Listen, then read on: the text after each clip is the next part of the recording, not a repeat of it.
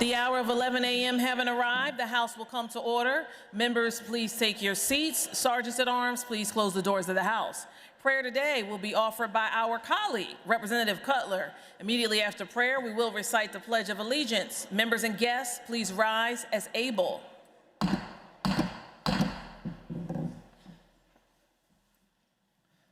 Thank you, Madam Speaker. Please join me in prayer. Father God, we thank you for the gift of life. We thank you, Lord, that we can gather here freely, we can debate issues, and we can work on the important work before us. Lord, we just ask now that you bless our conversations, that you allow each and every interaction to be a reflection of you as we discuss issues, sometimes passionately, Lord. Help us recognize the beauty that you have created that is all around us and each other. Lord, we just ask that you season our words with salt, Lord, and season our emotions with grace so that we can better understand each other as we work on these important things before us. As budget season is before us, Lord, help us to recognize the importance of the job and the importance of making sure that we provide for a stable and ongoing state government. Lord, we just also ask, Lord, that you be with us, Lord, as we go about this work. Bless our time together. Help us have a good time of fellowship and better understand each other and what we all find to be important. Lord, we just ask now that as we prepare our hearts and minds for session, that help us to treat each other as you have treated us, Lord, supplying us with grace and mercy and an understanding. Lord, we thank you for your gift of life, and we thank you, Lord, for your Son. We ask this all in your Son's holy name. Amen. Amen. I pledge allegiance. Pledge allegiance.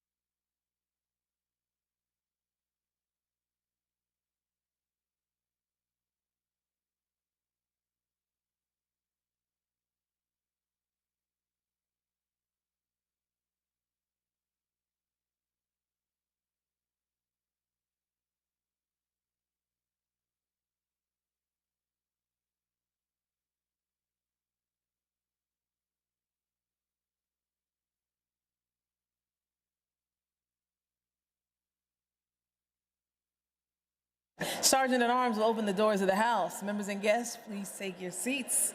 Without objection, the approval of the journal, Monday, June 29, 2026, will be postponed until printed.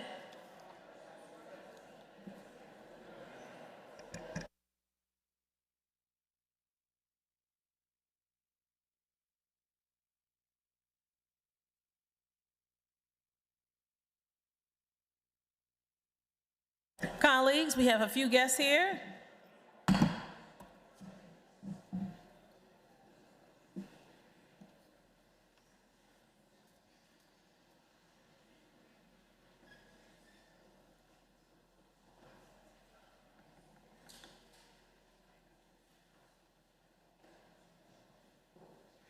We're going to start this morning with our guest page. It's so exciting to welcome from right here in Dauphin County, the daughter of our colleague, Representative Fleming, Emily Fleming. Please stand up. Emily is going to 9th grade at Susquehanna Township.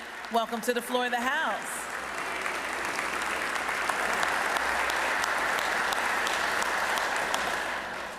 Our colleague who just prayed from Lancaster, Representative Cutler, has a special guest back on the floor this morning. We're excited always to see his son Caleb, who's here on the floor of the House. Today, Caleb has brought one of his friends, Sammy, who's getting ready to go to Pensacola Christian College. Caleb and Sammy, welcome to the floor of the House. So glad to have you.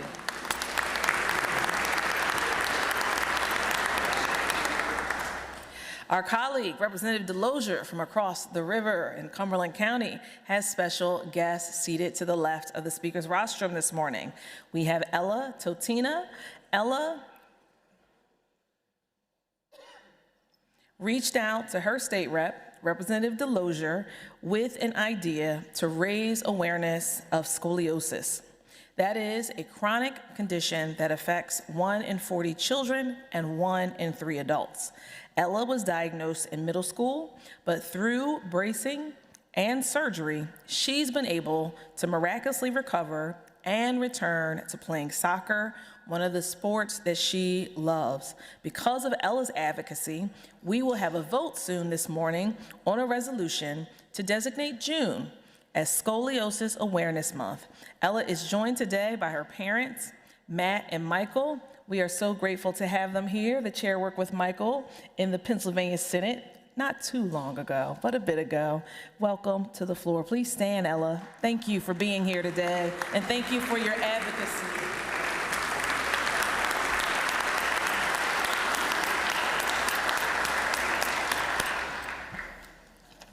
Are there requests for leaves of absence? The chair recognizes the majority whip, who indicates there are none. The chair recognizes the minority whip, who indicates there are none. The chair is about to take the master roll call. The members will proceed to vote. Have all the members voted? Have all the members voted?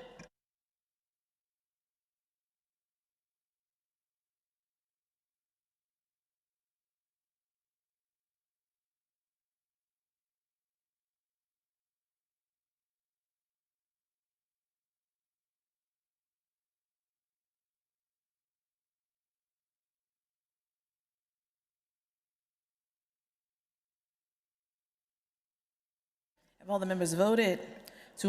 Clerk will record the vote. 202 members having voted on the master roll call. A quorum is present. The chair recognizes Representative Solomon, Chair of the Committee on Veterans Affairs and Emergency Preparedness, who reports the following bills. House Bill 996, reported as amended. Will the House agree the bill is agreed to? House Bill 2398, reported as amended. Will the House agree the bill is agreed to? House Bill 2535, reported as committed. Will the House agree to the bill? It's agreed to. Senate Bill 1261, reported as committed. Will the House agree the bill is agreed to? The chair recognizes Representative Solomon, Chair of the Committee on Veterans Affairs and Emergency Preparedness, who reports the following resolutions. H.R. 520, reported as committed. Will the House agree the report is agreed to? H.R. 562, reported as committed. Will the House agree the report is agreed to? H.R. 58566, reported as committed. Will the House agree the report is agreed to? The chair recognizes Representative Daly, Chair of the Committee on Tourism, Recreation, and Economic Development, who reports the following bills. House Bill 2082, reported as amended. Will the House agree the bill is agreed to? House Bill 2083, reported as amended. Will the House agree the bill is agreed to? Chair recognizes Representative Daly, Chair of the Committee on Tourism, who reports the following resolutions. H.R. 552, reported as amended. Will the House agree the report is agreed to? H.R. 576, reported as committed. Will the House agree to the report? It is agreed to. The majority leader moves the following resolution be removed from the table calendar and be placed on the active calendar. House Resolution 531. The chair recognizes the majority leader, who calls up House Resolution 531, printer's number 3421 on page 1 of the House Supplemental Calendar C. The clerk will read a summary of the resolution. A resolution designating the month of June 2026 as Scoliosis Awareness Month in Pennsylvania, introduced by Representative Cheryl Delosier. Will the House agree to the resolution? Chair recognizes the maker of the resolution, the gentlelady from Cumberland, Representative Delosier. Thank you, Madam Speaker. I rise today to ask for support of House Resolution 531, which would designate the month of June as Scoliosis Awareness Month in Pennsylvania. Scoliosis is a chronic and often misunderstood condition, and it affects approximately 1 in 40 children and as many as 1 in 3 adults. The disease is marked by an abnormal curvature of the spine, most commonly appearing in children ages 10 to 15 during periods of rapid growth. In roughly 80% of the cases, the cause is idiopathic, meaning we still do not know why it occurs. Treatment varies widely based on severity, and some individuals require only observation, while others may need bracing, and in more serious cases, surgery is the only option. Too many Pennsylvanians live with scoliosis for years without a diagnosis, and by increasing awareness, we can promote early detection and better treatment outcomes, and ultimately a stronger quality of life for those that are affected. Madam Speaker, in my district, the need for greater awareness was brought forward by a remarkable young constituent named Ella. She's a beautiful young woman and an amazing all-star soccer player. She was diagnosed with severe idiopathic scoliosis in middle school after her pediatrician noticed a rib hump during a routine well visit exam. Further evaluation required or revealed that a 50-degree curve in her spine. It kept getting worse. She began the bracing treatments and wore the brace for more than 20 hours a day, which you can only imagine in a very active young woman what that did. But despite her commitment, the condition progressed. Surgery became the only viable option, and last May she underwent the very serious and major surgery of spinal fusion at the Children's Hospital of Philadelphia. I am pleased to share that the procedure was a success, reducing her curve from nearly 60 degrees to less than 15. Just 12 weeks later, 12 weeks, with her doctor's permission and with her parents' hearts in their throats, a little bit worried, Ella returned to the soccer field. She returned to the sport that she loved, she played amazingly, and she was the all-star that we all knew she was. Ella is now using her experience to encourage early screening and to reassure other young people that even when surgery is necessary, they can continue living full and active lives. I am honored to stand on this floor today on behalf of Ella and so many across Pennsylvania, and I respectfully ask for the support of House Resolution 531 to designate June 2026 as Scoliosis Awareness Month. Thank you, Madam Speaker.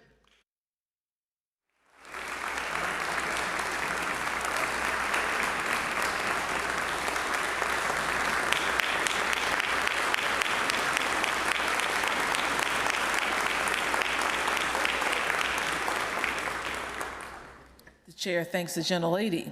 Those in favor of the resolution will be voting aye. Those opposed will vote no. The members will proceed to vote.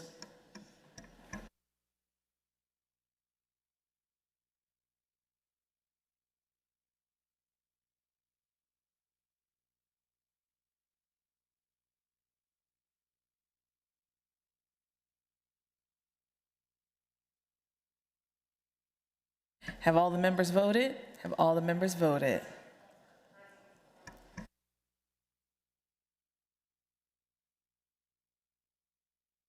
Clerk will record the vote. On the resolution, the ayes are 201, the nays are 1. The resolution is adopted. The chair recognizes the gentleman from Beaver, Representative Matsey, the Majority Caucus Chair, for a caucus announcement. Thank you, Madam Speaker. House Democrats will caucus at 12:30 p.m. 12:30 p.m. We will be prepared to return to the floor at 1:30 p.m. Thank you, Madam Speaker. Chair recognizes the gentlelady from Philadelphia, Representative White, the Minority Caucus Chair, for a caucus announcement. Thank you, Madam Speaker. House Republicans will also be caucusing at 12:30 and plan to return to the House floor at 1:30. Again, House Republicans will be caucusing at 12:30. Thank you, Madam Speaker.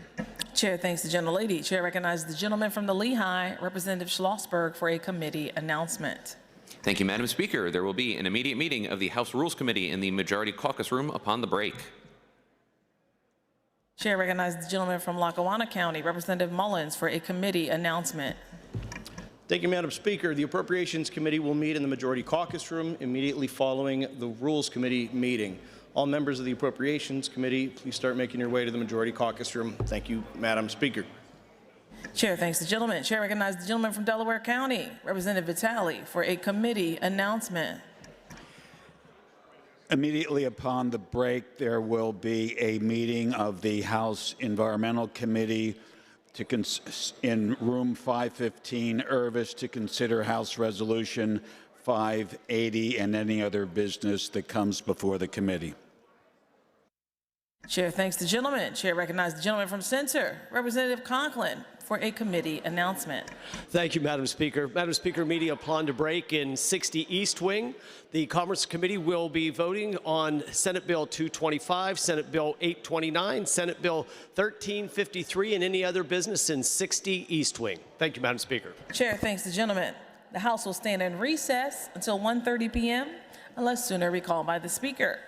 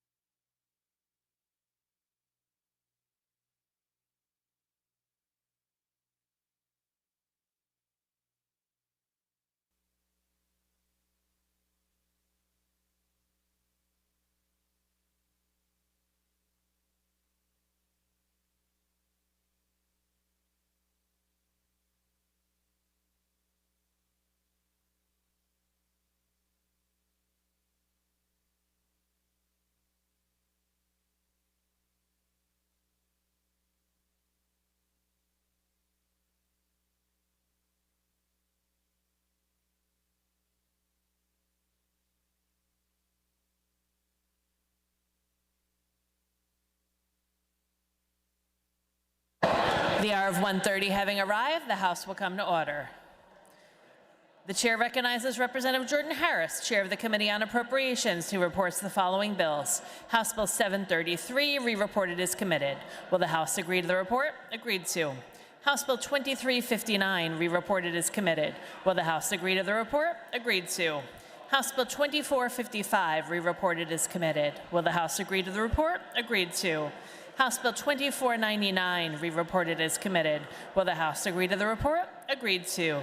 House Bill 2529, re-reported as committed. Will the House agree to the report? Agreed to. Senate Bill 604, re-reported as committed. Will the House agree to the report? Agreed to. Senate Bill 1259, re-reported as committed. Will the House agree to the report? Agreed to. The chair recognizes Representative Bradford, chair of the Committee on Rules, who reports the following bills. House Bill 2219, re-reported as committed. Will the House agree to the report? Agreed to. House Bill 2558, re-reported as committed. Will the House agree to the report? Agreed to. The chair recognizes Representative Conklin, chair of the Committee on Commerce, who reports the following bills. Senate Bill 225, reported as committed. Will the House agree to the bill? Agreed to. Senate Bill 829, reported as committed. Will the House agree to the bill? Agreed to. Senate Bill 1353, reported as committed. Will the House agree to the bill? Agreed to. The chair recognizes Representative Vitale, chair of the Committee on Environmental and Natural Resource Protection, who reports the following resolutions. House Resolution 580, reported as committed. Will the House agree to the report? Agreed to. The chair recognizes the Majority Leader, who calls up House Resolution 525, printers number 3410 on page 7 of today's House calendar. The clerk will read a summary of the resolution. A resolution designating the week of September 14th through September 20th, 2026 as Diaper Need Awareness Week in Pennsylvania, introduced by Representative Carol Hill Evans. Will the House agree to the resolution? Those in favor of the resolution will vote aye. Those opposed, no. Members will proceed to vote.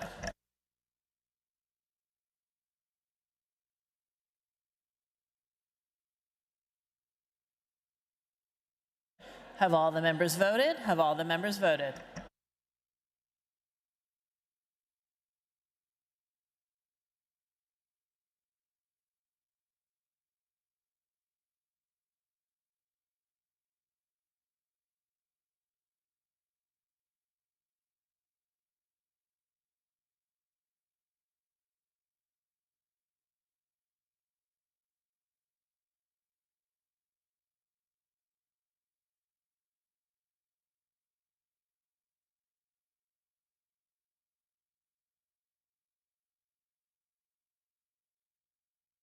The clerk will record the vote.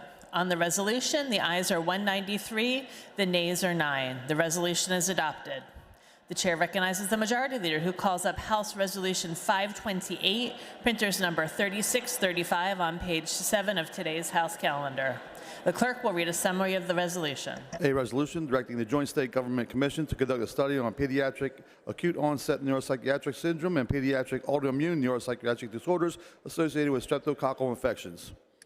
Will the House agree to the resolution?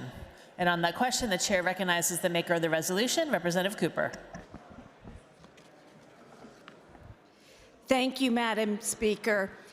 As a parent, you often weigh every danger, every risk in your best effort to raise a happy and healthy child.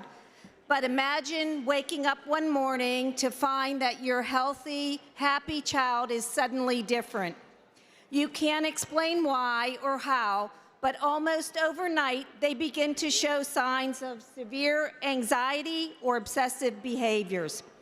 Perhaps they develop involuntary tics, lose the ability to perform simple motor tasks like writing their name, or refuse to eat for days or even weeks.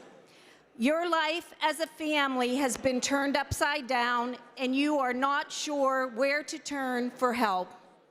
Colleagues, this is not a hypothetical situation. It is the reality for as many as 1 in 200 families. In Pennsylvania, that could amount to more than 13,000 families. The conditions are called pediatric acute onset neuropsychiatric syndrome in pediatric autoimmune neuropsychiatric disorder associated with streptococcal infections, or PANS, in pandas. For one family in my district, this became their lived experience, and today I'm here on behalf of them and the many other families across the Commonwealth. PANS and pandas are often misdiagnosed as psychiatric or developmental disorders. In reality, they are triggered by underlying infections, such as strep throat or influenza, that cause the immune system to malfunction and attack the brain. There is hope. These conditions are treatable, and full recovery is possible with prompt diagnosis and appropriate treatment, including antibiotics and anti-inflammatory therapies. And that's why I'm here. If a child's infection goes long enough without treatments, the symptoms can be permanent. From a legislative perspective, all we really know is that we don't know enough. Providers with expertise are limited, misdiagnoses are common, and insurance coverage is inconsistent. Even the Pennsylvania Rare Disease Advisory Council has yet to issue guidance. Madam Speaker, House Resolution 528 is a critical step forward. It sets Pennsylvania on a new path by directing the Joint State Government Commission to conduct a comprehensive study to address gaps in awareness, insurance practices, state resources, provider capacity, misdiagnosis impacts, other state policies, and recommendations to improve access, education, and support. Madam Speaker, let's help the next Pennsylvania families facing these challenges by learning more about PANS and The gentlelady pandas. will suspend. Her time is up, and she may conclude her remarks and take her seat. Thank you. And on that question, the chair recognizes the gentleman from Luzerne County, Representative Walsh.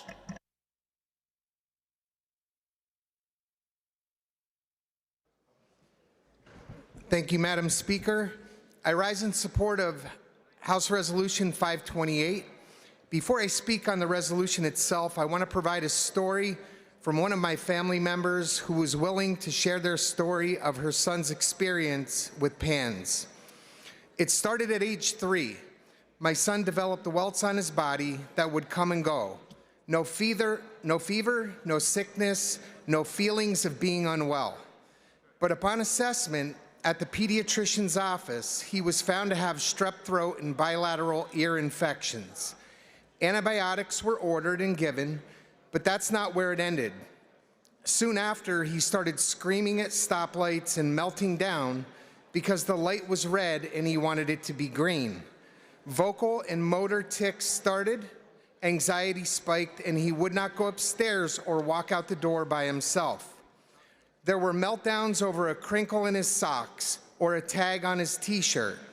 He was constantly seeking reassurance and ruminating, and the rage, oh, the rage. There was acrylic paint flung on walls, broken glass, a shovel swung at his sibling's head, hands around my neck, knives being pulled, police being called, and me sitting up against the locked basement door trying to keep myself and my other children safe. I was trying to keep them safe from the uncontrolled rage of a young child with no explainable cause. After doing my own research, I took him back to the pediatrician and suggested PANS. I was told, I don't know anything about it, period. That was all. No guidance, no suggestions. I was just sent on my way to navigate this hell on my own.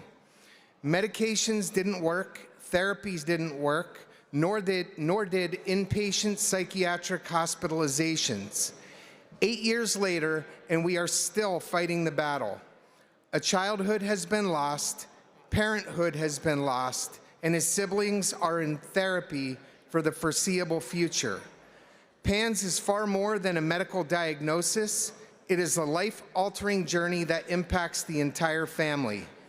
No family should have to navigate this journey without answers.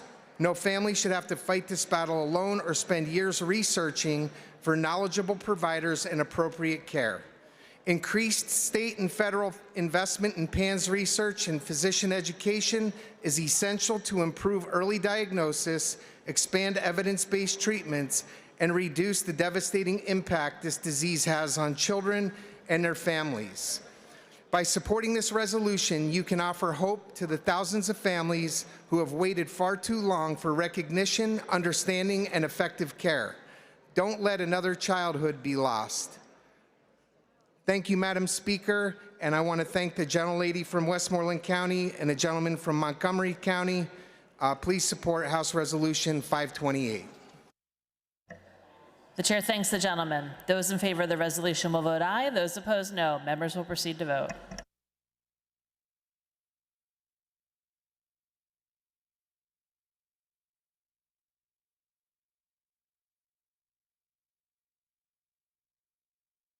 Have all the members voted? Have all the members voted?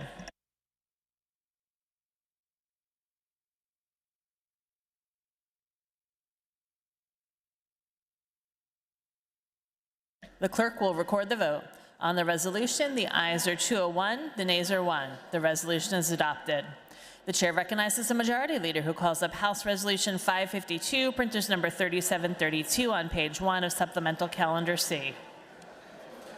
The clerk will read a summary of the resolution. A resolution recognizing July 17, 2026 as 717 Day in Pennsylvania, introduced by Representative Davidson. Will the House agree to the resolution? On that question, the chair recognizes the maker of the resolution, Representative Davidson. Thank you, Madam Speaker, and thank you to the members for their support designating July 17th this year as 717 Day in Pennsylvania and celebrating all the things that make central Pennsylvania and the Susquehanna Valley a great place to raise a family, start a business, and enjoy our beautiful landscapes and rich history and heritage. I'll be submitting my remarks for the record. Thank you, Madam Speaker. The chair thanks the gentleman. Those in favor of the resolution will vote aye. Those opposed, no. Members will proceed to vote.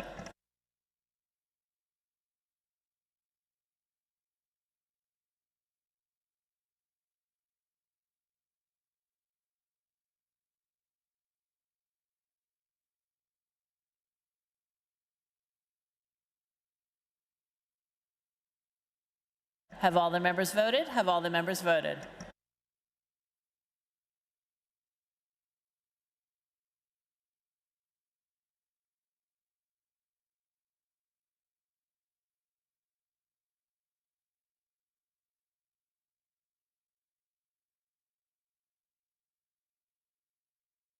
The clerk will record the vote. On the resolution, the ayes are 196, the nays are 6. The resolution is adopted.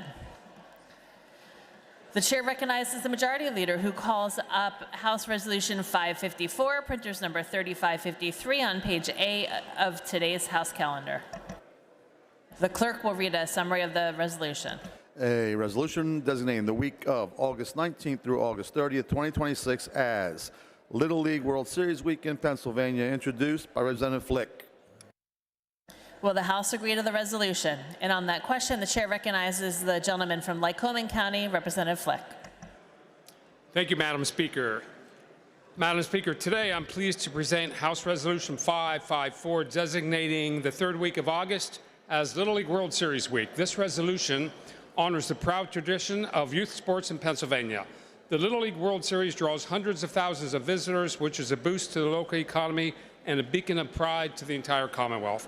This event, now in its 79th year, was founded by a man named Carl Stotts, a Williamsport native. In 1938, Carl gathered his nephews and a few children and laid out a new playground or a new ball field, a diamond, about 2/3 the size of a regulation major league field. Thus began Little League Baseball. In 1939, Stotts organized the first 3-team league, securing sponsorships, same as we do today, from local businesses and managing one of the teams themselves. Little League grew very rapidly, expanding to multiple leagues in 1947 and holding its first national tournament, later named the Little League World Series. Carl passed in 1992 at the age of 82. His daughter, Karen Stotts Myers, is still an advocate for Little League, most notably supporting the preservation and recognition of the league's original field about 5 miles from where the World Series is played today. Madam Speaker, another standout and good friend still comes to the tournament each year is Billy Martin of Houston, Texas, who during the 1950 Little League World Series, at the age of 12, threw the first ever no-hitter in Little League. Make no mistake, Madam Speaker, there would be no Little League World Series today had it not been for Carl Stotts. I urge you to vote yes on House Resolution 554 and invite all of my colleagues from both sides of the aisle to South Williamsport this year in August for the Little League World Series. Thank you, Madam Speaker. The chair thanks the gentleman. Those in favor of the resolution will vote aye. Those opposed, no. Members will proceed to vote.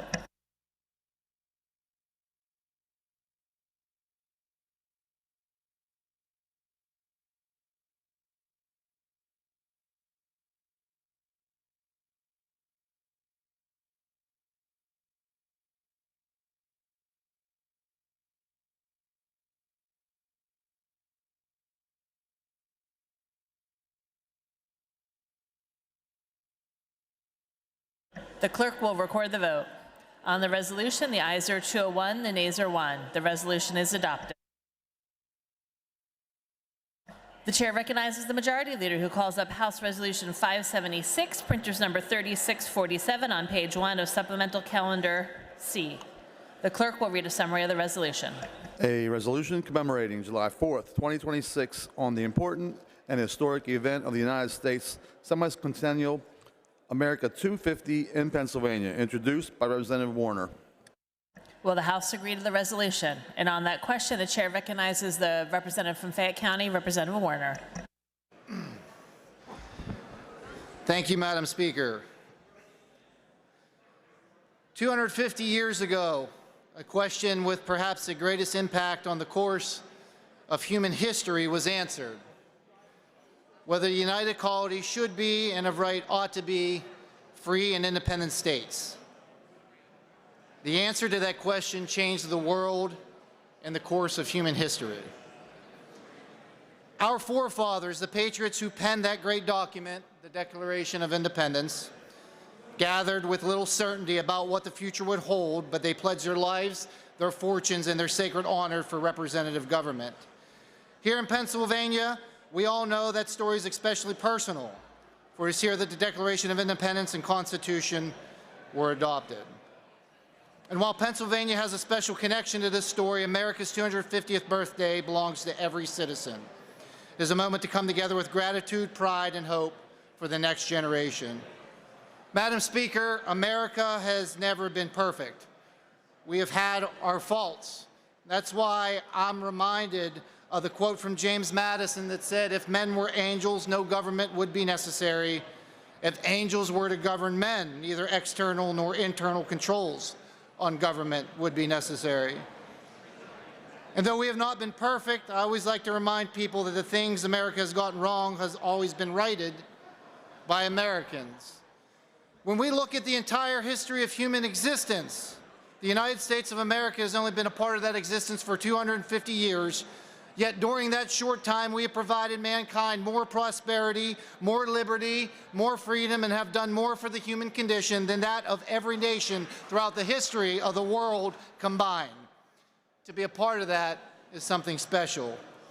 250 years from now, the names in this room will long be forgotten, and every seat in this chamber will have a different face, but the legacy we leave here will long endure. And it is with that I stand here to say that even in our differences, I am honored to serve with each and every one of you. I'm honored to be a Pennsylvanian, but most importantly, I'm honored and thankful to be an American and consider it the greatest honor of my life. May we be worthy of the sacrifice that built this nation. May we preserve the blessings of liberty for those who follow. And may we never lose faith in the enduring promise of the United States of America. We are the greatest nation in the history of the world. May God grant us the strength and perseverance to continue that for 250 more years. Thank you, Madam Speaker. The chair thanks the gentleman. On that question, the chair recognizes the gentlelady from Clinton County, Representative Borowitz.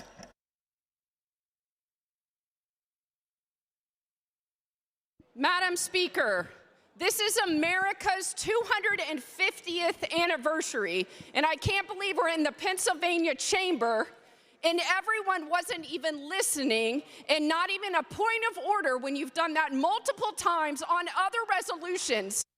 The gentlelady will suspend.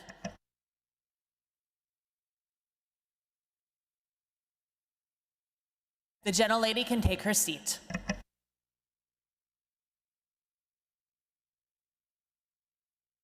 Will the House agree to the resolution? Those in favor of the resolution will vote aye. Those opposed, no. Members will proceed to vote.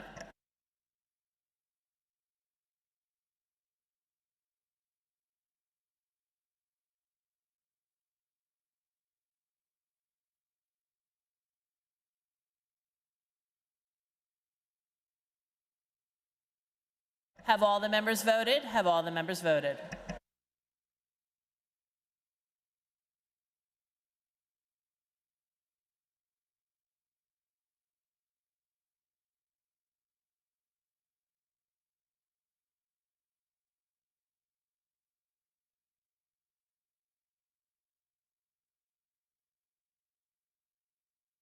The clerk will record the vote. On the resolution, the ayes are 202, the nays are 0. The resolution is adopted. The chair recognizes the majority leader who calls up House Bill 2146, printers number 2882 on page 3 of today's House calendar. The clerk will read a summary of the bill. This bill amends the Sunshine Act to address the recent Pennsylvania Supreme Court ruling pertaining to the 24-hour notice rule when making changes to public meeting agendas. Will the House agree to the bill? Agreed to. The chair recognizes the majority leader who calls up Senate Bill 130, printers number 79 on page 4 of today's House calendar. The clerk will read a summary of the bill. This bill requires a funeral entity to notify the County Veterans Affairs and Director of Death of a Veteran and provide the family with the contact information of the County Veterans Affairs Director. Will the House agree to the bill? Agreed to. The chair recognizes the majority leader who calls up Senate Bill 511, printers number 471 on page 5 of today's House calendar. The clerk will read a summary of the bill. This bill provides for Korean War Veterans Armistice Day. Will the House agree to the bill? Agreed to.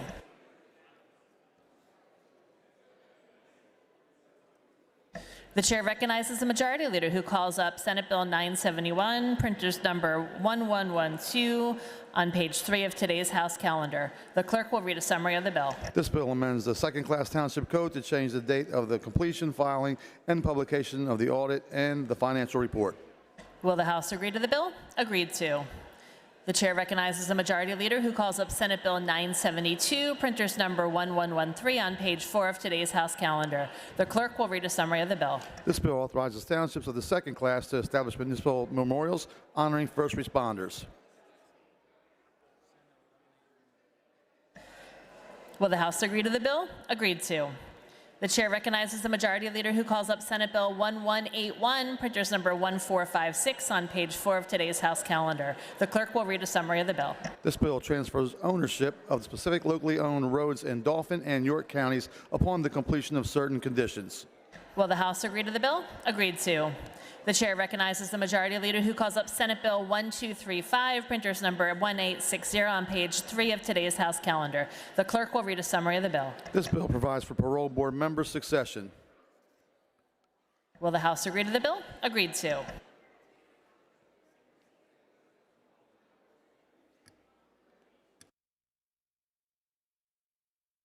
The chair recognizes the majority leader who calls up House Bill 1239, printers number 2022 on page 1 of today's House calendar.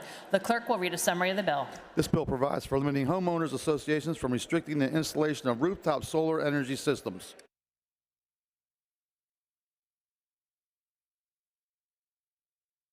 Will the House agree to the bill?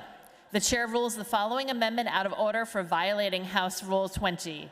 Amendment A03973, Gatos.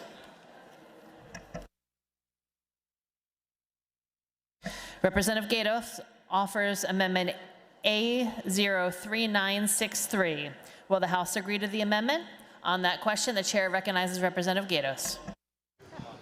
Right. Thank you, Madam Speaker. Community associations are one of the fastest growing form of communities with typically managed by homeowners associations. We hear it from a lot of constituents that there needs to be a lot more transparency and a lot of things that we need to work on to make these communities stronger. I have agreed to work with one of my colleagues across the aisle to make some of these things a lot more direct and firmer, and we will be working together, so I'm going to be withdrawing this amendment at this time. The chair thanks the gentlelady. Those in favor of the amendment will vote aye. Those opposed, no. Members will proceed to vote.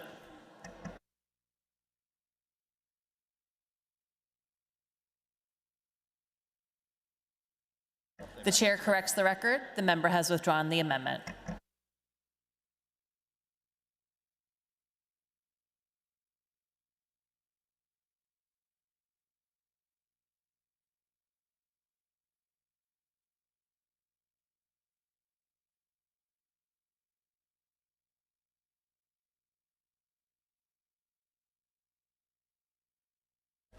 Representative Gatos offers amendment A03964. Will the House agree to the amendment? On that question, the chair recognizes Representative Gatos.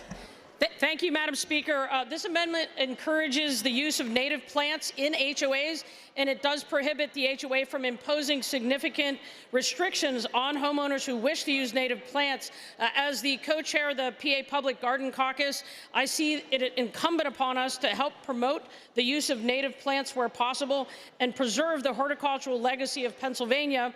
I do encourage everybody to visit our local public gardens, including the Pittsburgh Botanic Gardens, which is located in my district.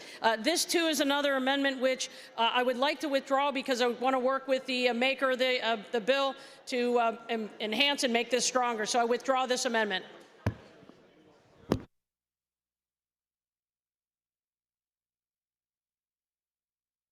The chair thanks the gentlelady. The amendment is withdrawn. Representative Gatos offers amendment A03976. Will the House agree to the amendment? On that question, the chair recognizes Representative Gatos.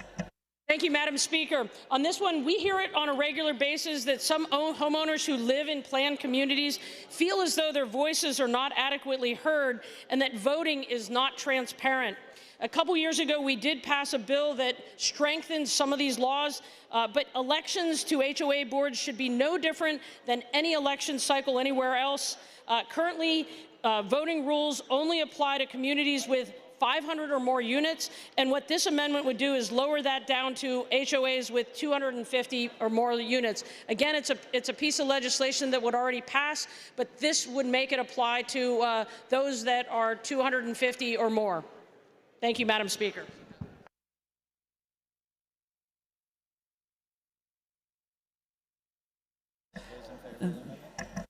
And on that question, the chair recognizes Representative Hainbitch.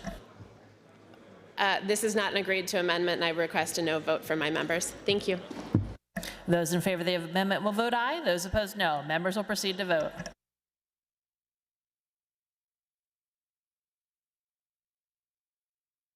Have all the members voted? Have all the members voted?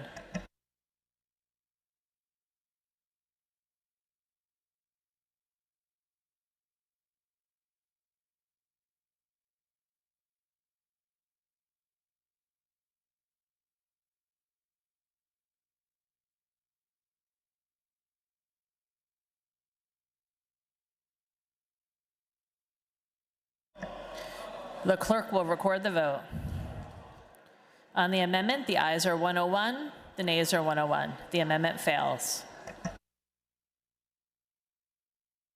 Representative Marcel offers amendment A04040. Will the House agree to the amendment? On that question, the chair recognizes Representative Marcel. Thank you, Madam Speaker. We are hearing more every day in this chamber about the rising costs of energy in the Commonwealth. We also know that one way to keep energy costs down is by promoting consumer choice, especially preserving the choice for consumers to choose reliable, affordable baseload energy sources. My amendment would prohibit common interest ownership community associations from discriminating against the connection or reconnection of utility services or the use of utility services based on the source of energy for that service.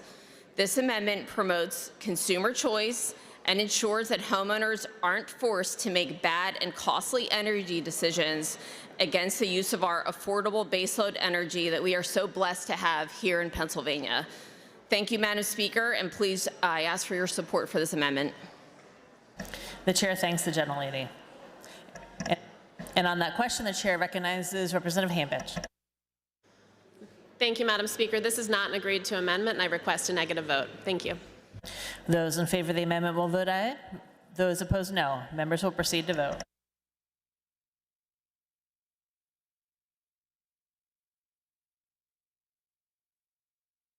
Have all the members voted? Have all the members voted?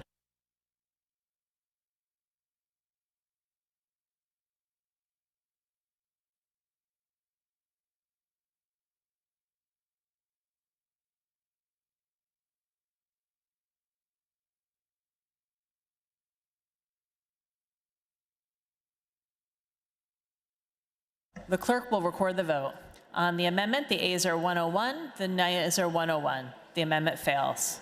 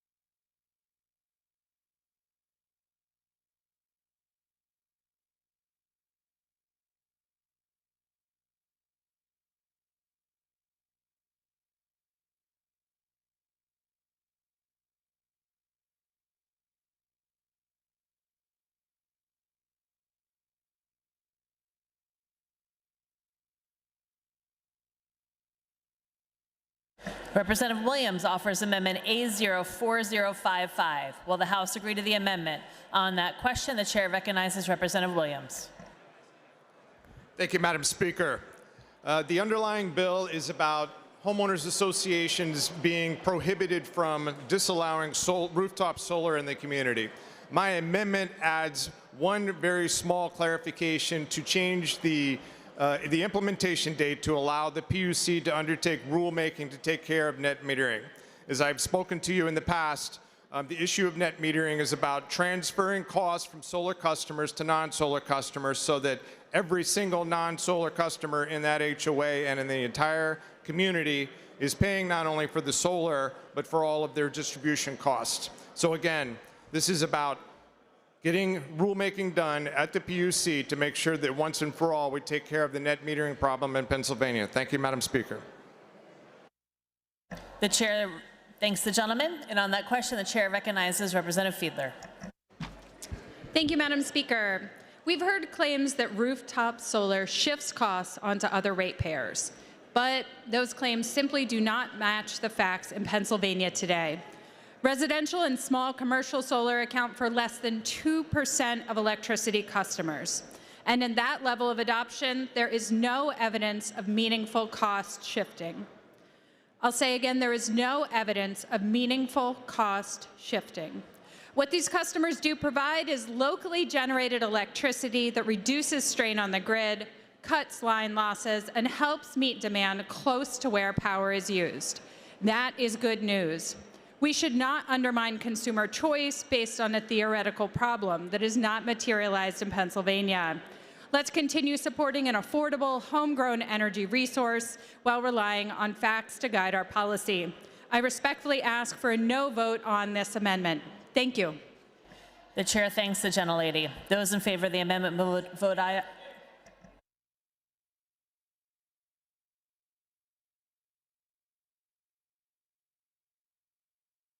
The chair recognizes Representative Williams for the second time. Thank you, Madam Speaker. This is absolutely an issue in Pennsylvania, and you can't brush it away. and we've had this discussion now a number of times over the last several years. Every single residential solar customer in Pennsylvania and large-scale customer in Pennsylvania is able to offset all of their distribution costs with the generation that they create through solar panels. The utility is allowed to recover every single dollar of their distribution cost, every single dollar. And if the solar customer is not paying for it, the non-solar customer right next door is. And in an age when we're fighting about affordability, this is absolutely going to drive up costs on non-solar customers. It's not fictional, it's not theoretical, it's happening today, and we've been trying to reform it for years, and we keep getting voted down. I'm asking for a yes vote. Thank you, Madam Speaker. The chair thanks the gentleman, and on that question, the chair recognizes the gentleman from Clearfield County, Representative Kephart. Thank you, Madam Speaker. Listening to this debate today, I have a lot of respect for the majority chair of the Energy Committee, but all of that would still be possible, what she said, under this amendment. What this amendment does is provides that they will no longer be paying the retail rate. It will go back to the wholesale rate, what every other generator in this state gets paid except under the net metering program. So it is a false narrative to say that this cannot continue. This is a good amendment. I urge everybody in this chamber to vote yes if they care about their electricity prices going down. Thank you. The chair thanks the gentleman. Those in favor of the amendment will vote aye. Those opposed, no. Members will proceed to vote.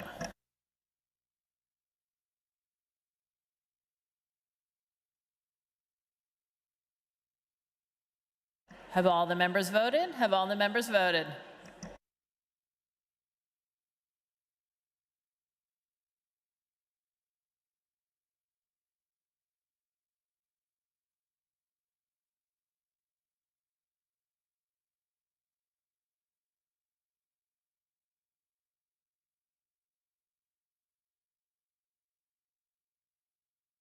The clerk will record the vote.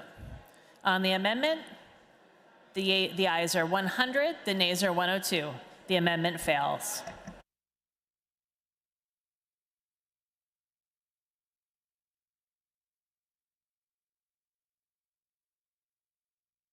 Will the House agree to the bill? Agreed to.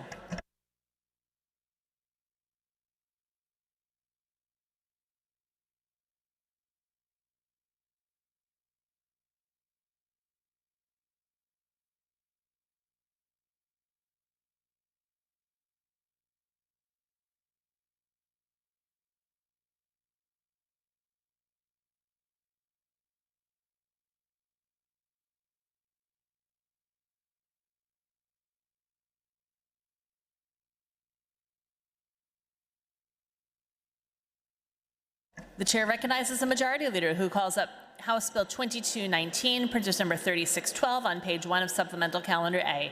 The clerk will read a summary of the bill. This bill provides for multiple different license plates and other transportation provisions. Will the House agree to the bill? Representative Nielsen offers Amendment A03736. Will the House agree to the amendment? On that question, the chair recognizes Representative Nielsen. Thank you, Madam Speaker. My amendment removes the language providing for the indemnification of elected officials during special events. This amendment is agreed to by the prime sponsor and administration. I ask all the members of the House to support it. I want to thank the gentleman from Carbon County for bringing this issue to our attention.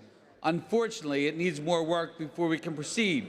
We can no longer delay the underlying bill, which includes multiple proposals from both Democrat and Republican members. And I ask the members to support the amendment and keep this bill moving forward through the chambers. Thank you, Madam Speaker.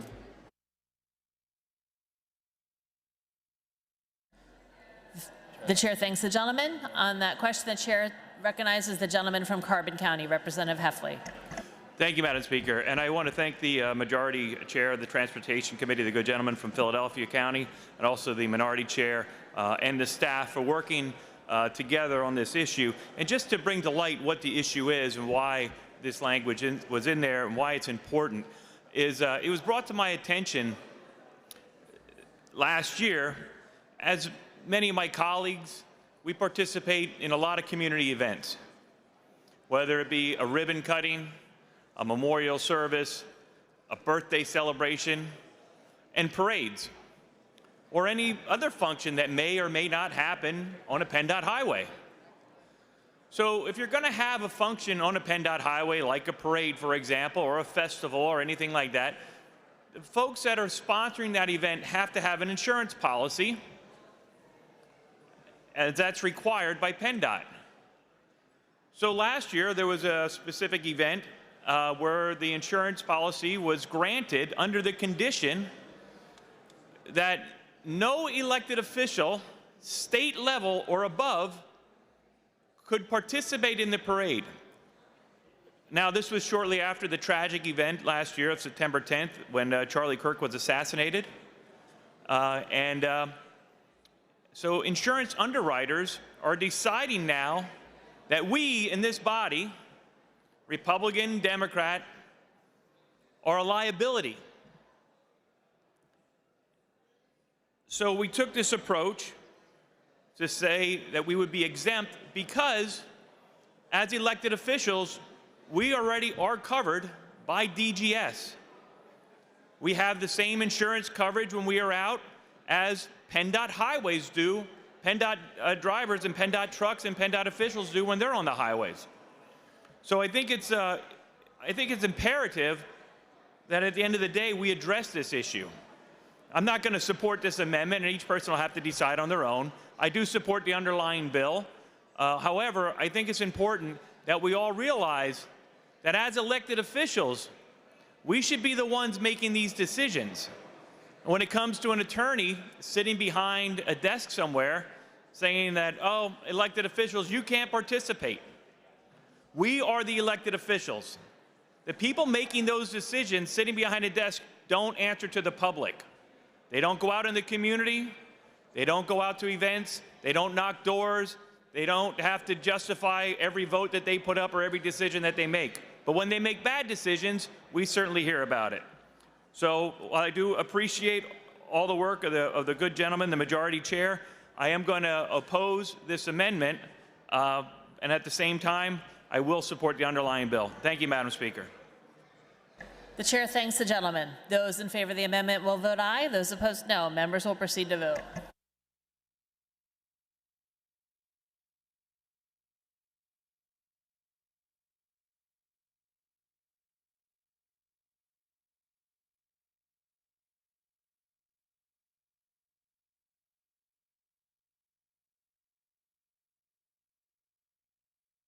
Have all the members voted? Have all the members voted?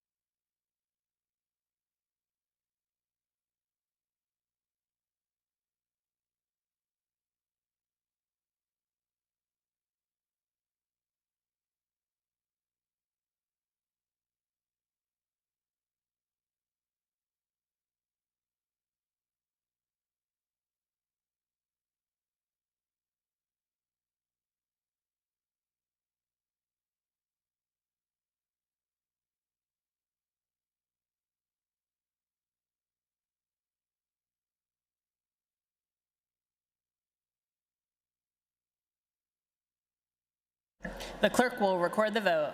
On the amendment, the ayes are 149, the nays are 53. The amendment is agreed to. It is the chair's understanding that all further amendments are withdrawn. The chair thanks the gentleman. Will the House agree to the bill? Agreed to. The bill as amended will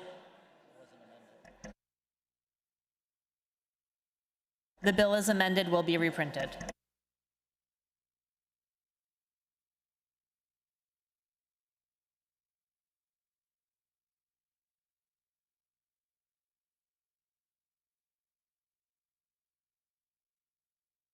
The chair recognizes a majority leader who calls up House Bill 2558, printers number 3469 on page 1 of supplemental calendar A. The clerk will read a summary of the bill. This bill prohibits non-compete agreements for broadcast workers.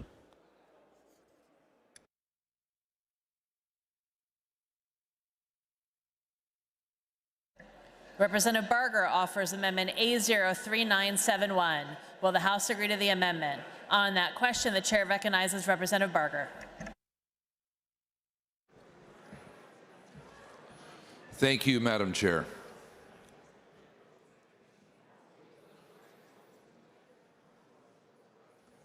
So just ask your permission very quickly just to explain some of my concerns with the underlying bill so that the members can understand what this amendment would accomplish.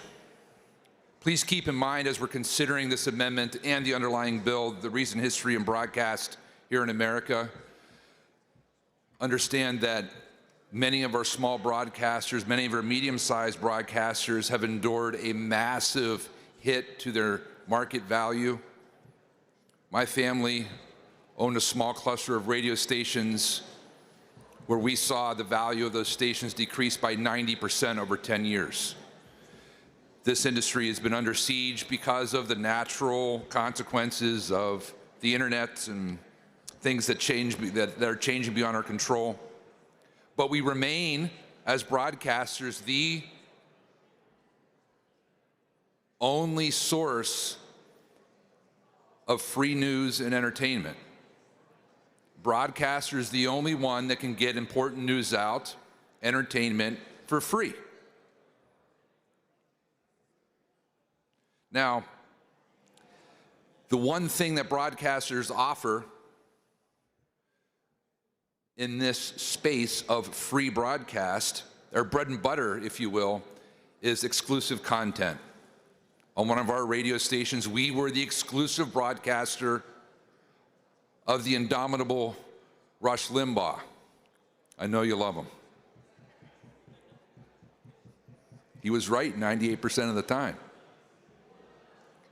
Exclusivity is what we have to offer the marketplace. If this bill unamended goes through, it damages broadcasters' ability to offer exclusive content. Oftentimes, we would hire a new on-air talent to be part of a morning show, spend tens, if not hundreds of thousands of dollars promoting that talent, knowing that that talent was committed to work for us for a number of years. If we erode that exclusivity, we damage these besieged broadcasters even more. So this is what my amendment would fix. This is what my amendment would fix. I've talked to broadcasters of all sizes, and they agreed that a reasonable compromise would be this. A non-compete can only be enforced for 6 months. A non-compete can only be enforced or will not be enforced if the employee is let go through no fault of their own. And a non-compete will only be enforced within the broadcast area of that broadcast station. I'm asking you humbly to please consider this amendment. Our small and medium-sized broadcasters need this. Without them, free broadcast, free information to our communities that they have been serving for over 100 years goes away. I ask for your support of Amendment 3971. Thank you, Madam Chair. The chair thanks the gentleman. And on that question, the chair recognizes the maker of the bill, Representative Waxman. Thank you, Madam Chair. And while I believe the intent of the amendment is certainly well-intentioned and good-natured, I strongly disagree with the analysis of the bill. And I actually think that the amendment as it stands would reverse the bill entirely and undo what it's supposed to do. So I would ask for a no vote, respectfully. The chair thanks the gentleman. Those in favor of the amendment will vote aye. Those opposed, no. Members will proceed to vote.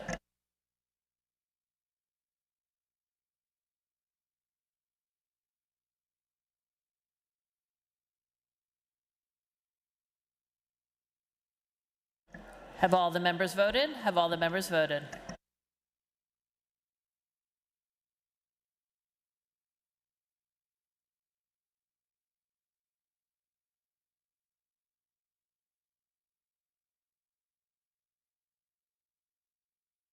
The clerk will record the vote. On the amendment, the ayes are 100, the nays are 102. The amendment fails. Will the House agree to the bill? Agreed to.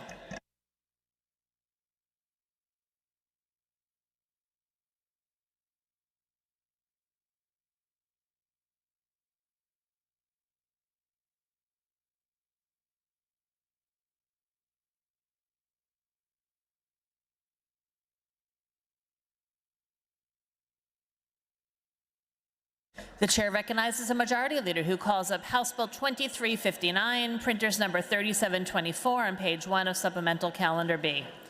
Will the House agree to the bill? Agreed to. The clerk will read the title and a brief description of the bill. This bill prohibits government agencies from entering into non-disclosure agreements related to data centers. This bill has been considered on 3 different days and agreed to. The question is, shall the bill pass finally? And on that question, the chair recognizes the maker of the bill, Representative Cerisi. Thank you, Madam Speaker. Madam Speaker, we've heard from our residents over and over again about data centers. And we talk in this chamber all the time about transparency and understanding. This bill allows our neighbors to know what's being built, what the deal is, and doesn't hide behind an NDA any longer. We need to give this back to our local communities to make sure that they know what's being built, who's being built, what they're going to do with that property. I would ask for an affirmative vote for this bill, Madam Speaker. Thank you very much. The chair thanks the gentleman. And on that question, the chair recognizes the gentleman from Beaver County, Representative Kale. Thank you, Madam Speaker. I'd like to thank the prime sponsor of this bill. I recognize these issues and constituents reaching out on them, and I appreciate that. However, I believe this bill is a knee-jerk reaction and won't actually accomplish anything it's setting out to do. Madam Speaker, NDAs are used in all kinds of industries, and they're used with local officials across the board, whether it's a large manufacturer or whether it's a data center, and so on and so forth. And the reasons why they're used are very clear. These large manufacturers or companies have to keep certain things under wraps while they're doing their due diligence, while at the same time, they want to be able to give information to local officials who represent their local constituency so they can be comfortable with these issues. But I have a second issue with this bill, Madam Speaker, and it's a more fundamental issue. Just last week, this body gave our local officials the ability to put a moratorium on data center development. We said we stand with our local officials. They should have the ability to do that. But today we are deciding that our local officials are not competent to sign a piece of paper. Nobody is forcing a local official to sign an NDA. If they don't believe it's the right thing for their community, they can make that choice. Madam Speaker, I stand with my local officials and ask this body to be a no on this bill. Thank you. The chair thanks the gentleman. And on that question, the chair recognizes the gentleman from Luzerne County, Representative Haddock.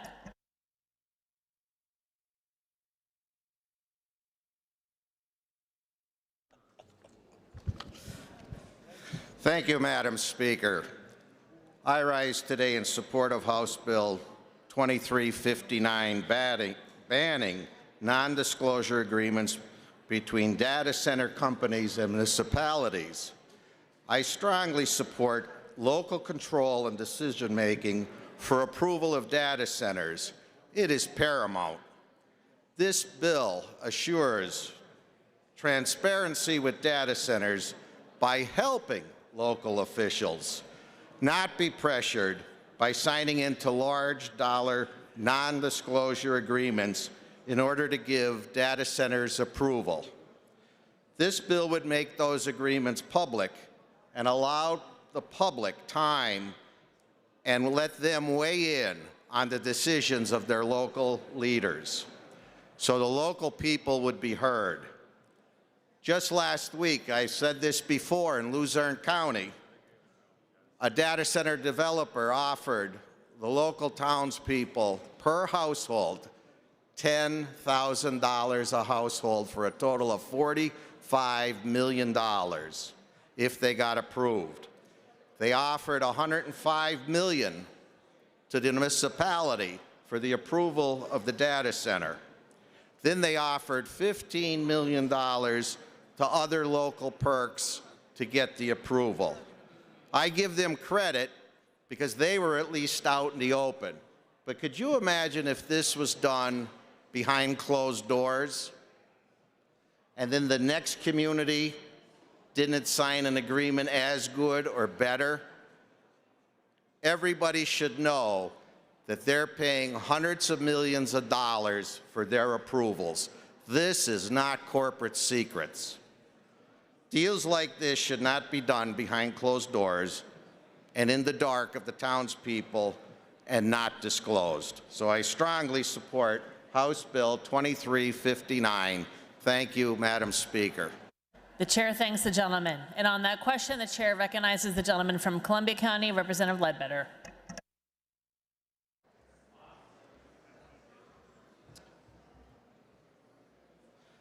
Thank you, Madam Speaker.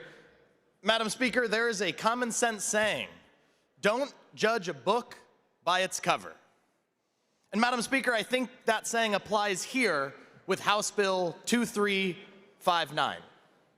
This legislation is commonly referred to, leading up to this point of consideration on the floor, as an NDA bill, or a non-disclosure agreement bill.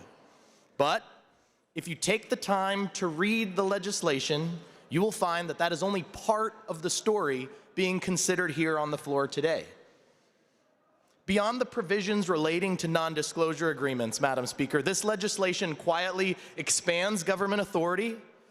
It creates new mandates, new reporting requirements, additional compliance deadlines, and ongoing oversight by unelected bureaucrats.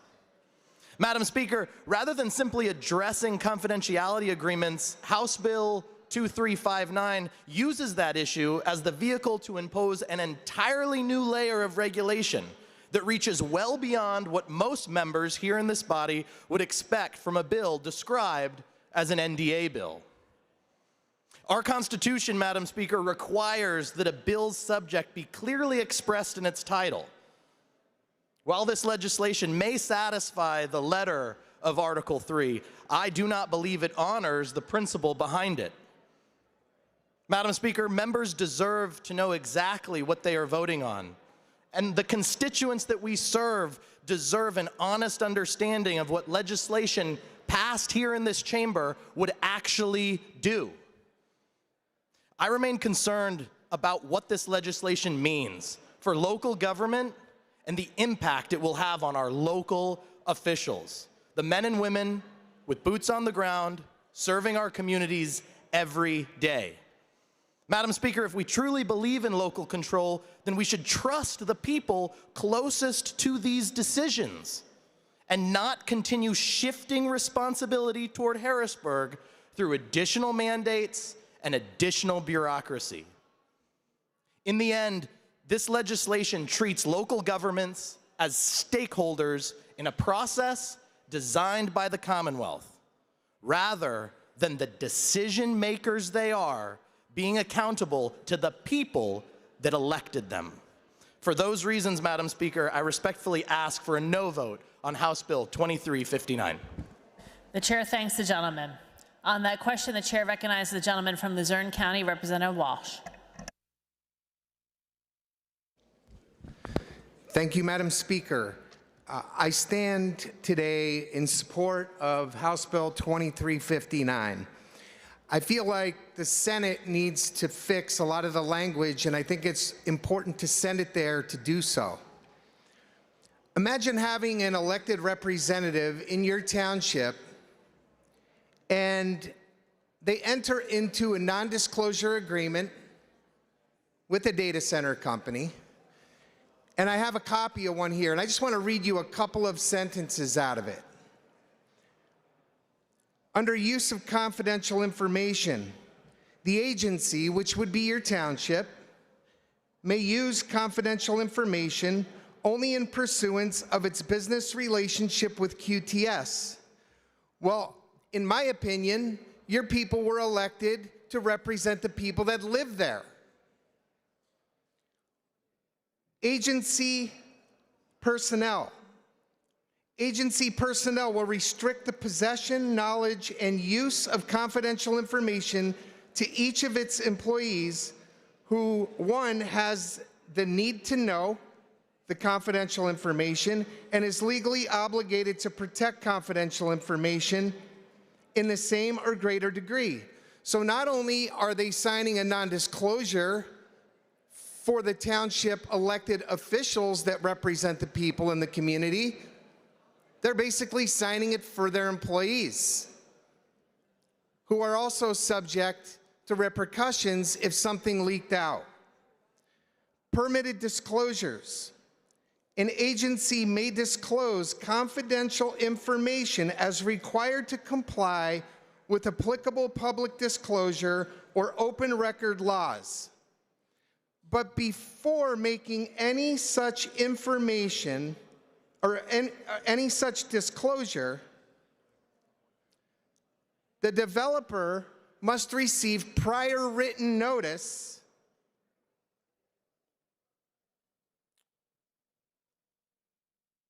to seek a protective order or other remedy.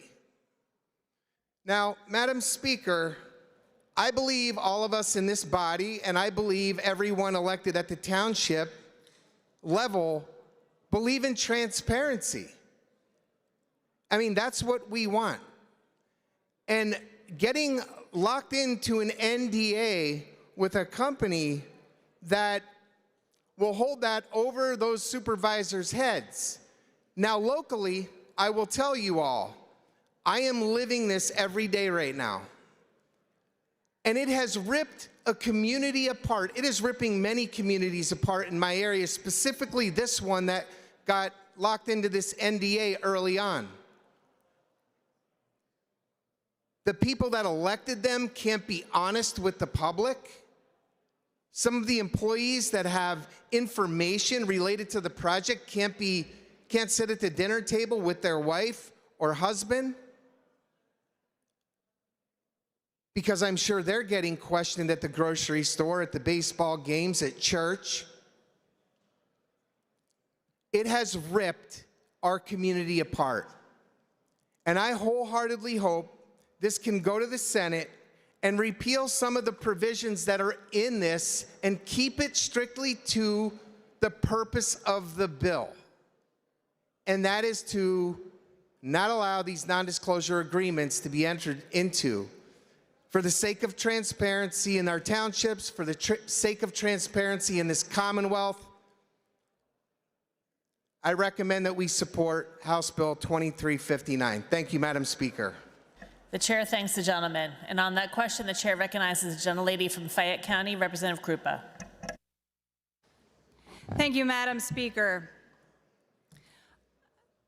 I want to praise the maker of House Bill 2359, and although there's portions of this bill that I don't agree with, I really want to praise the sections that prohibit the non-disclosure agreements, and in my opinion, it doesn't go far enough.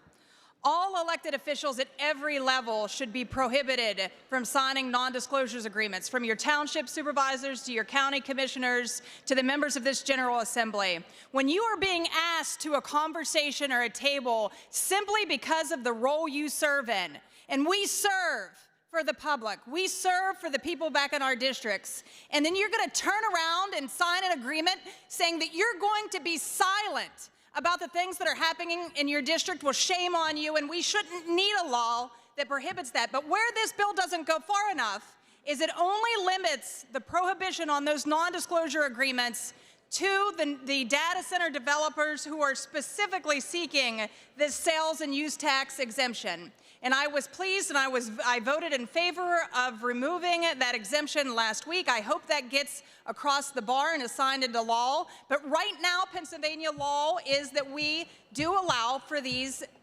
tax exemptions in these particular settings. So if that's the case, I'm fine with tightening this up. So thank you for adding the non-disclosure agreements in here and prohibiting them, but we need to work diligently to prohibit them at all levels, not with just data center development, but across all issues, whether it is economic development, whether it's a utility issue. But if you're being asked at any level to sign those non-disclosure agreements, it's easy, say no. And for the people back home, if you suspect that your township supervisors or your borough officials or your county commissioners are signing these agreements, make a right to know request so you can get a copy of that agreement and see just how well your elected officials are serving you, because it's unacceptable, it's disgraceful, and it's un-American for elected officials to hide information from the people that they've been elected to represent. Thank you, Madam Chair. The chair thanks the gentlelady. Agreeable to the provisions of the Constitution, the yeas and nays will not be taken. Members will proceed to vote.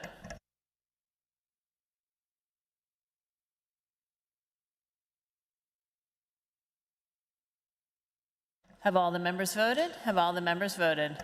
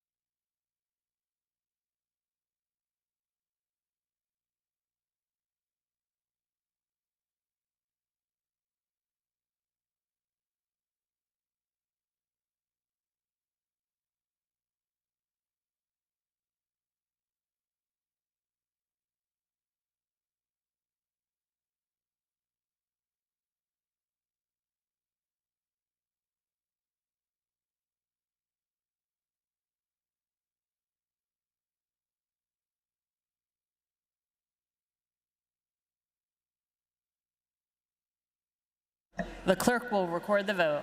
On the final passage of the bill, the yeas are 171, the nays are 31. The majority required by the Constitution having voted in the affirmative, the bill passes finally, and the clerk will present the same to the Senate for concurrence.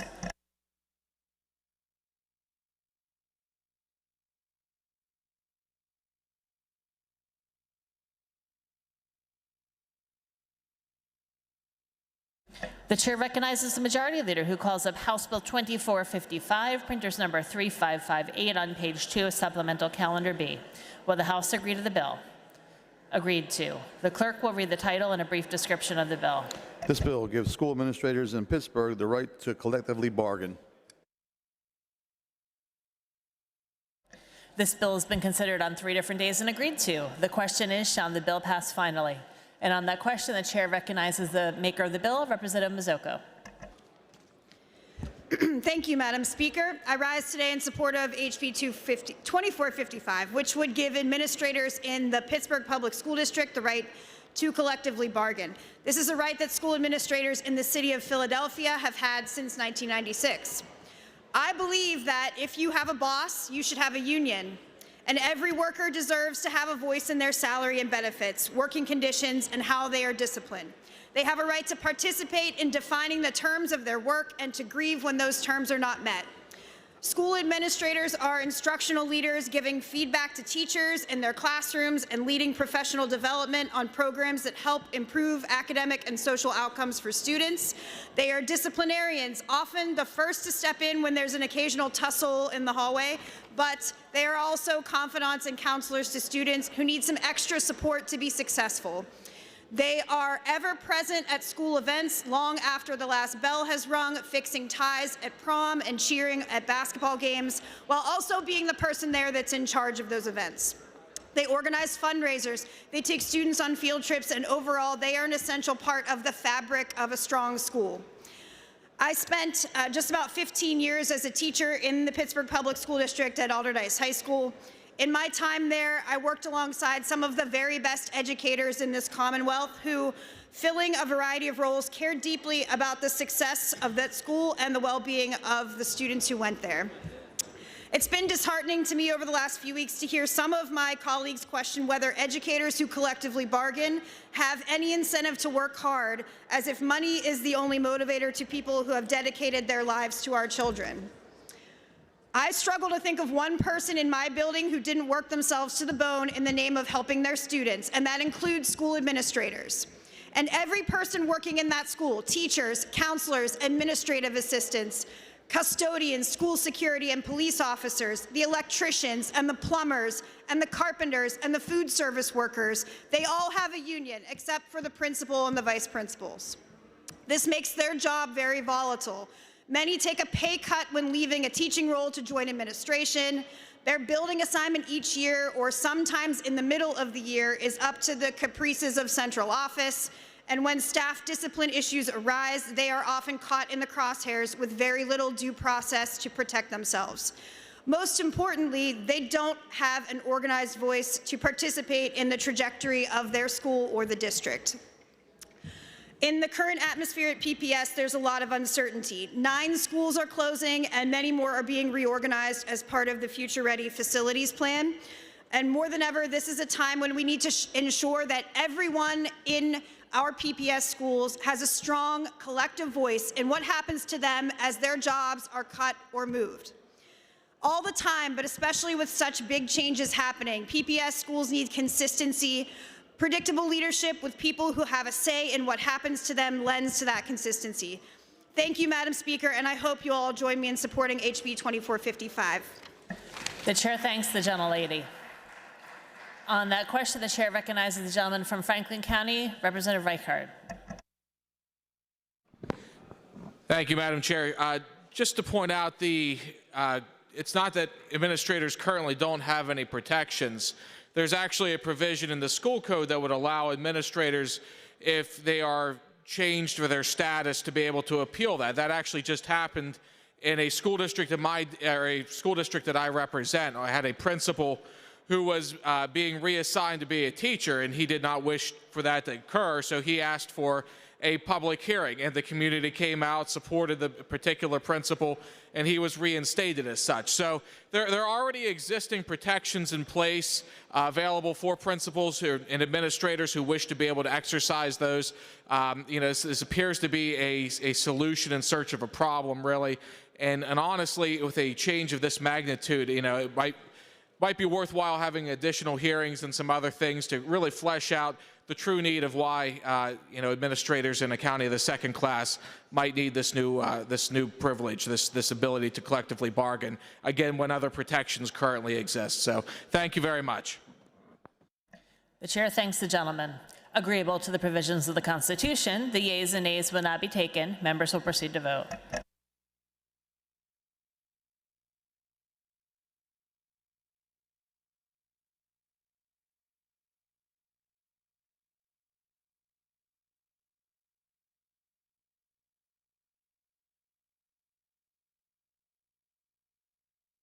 Have all the members voted? Have all the members voted?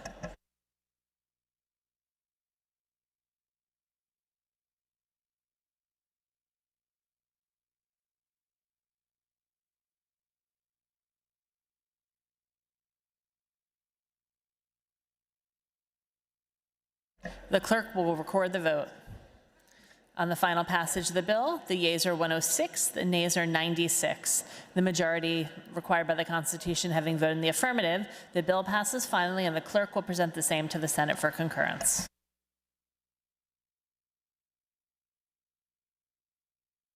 The chair recognizes the majority leader, who calls up House Bill 2460, printers number 3723 on page 5 of today's House calendar.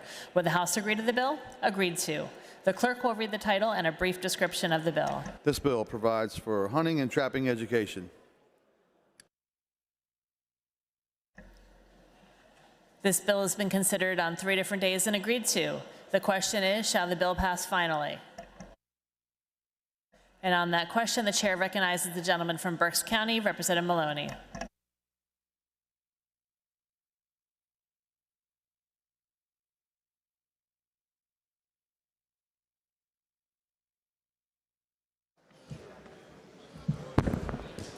Thank you, Madam Speaker.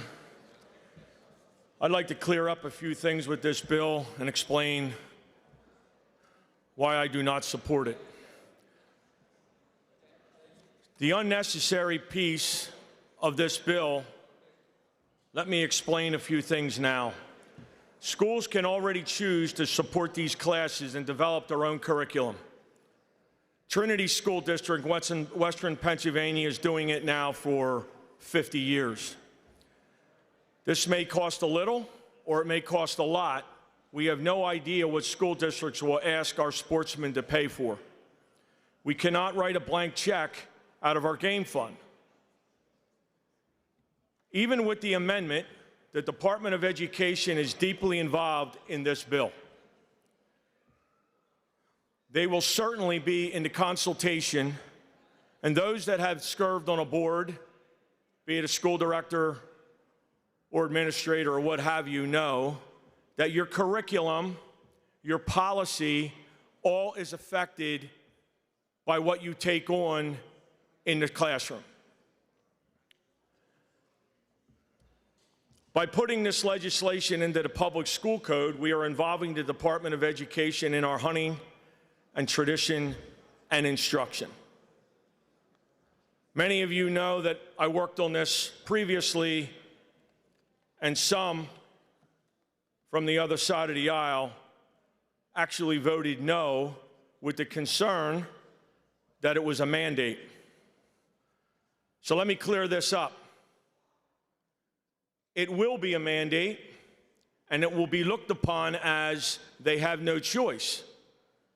However, what's already in place, Act 27 of 2020, I'd like to read to you, if you go on the internet and you look it up, as to what is in provisions right now currently. This is what it says. Act 27 of 2020 is landmark legislation in Pennsylvania that amended the state's Game and Wildlife Code.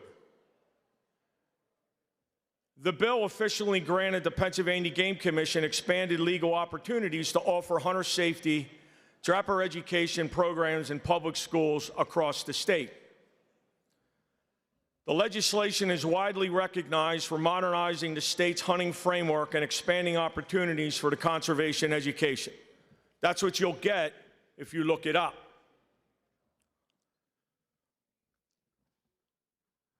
To expand on that language, this is what it says. Schools shall open their facilities to hunter-trapper education. The Game Commission may not be denied, and there is no cost.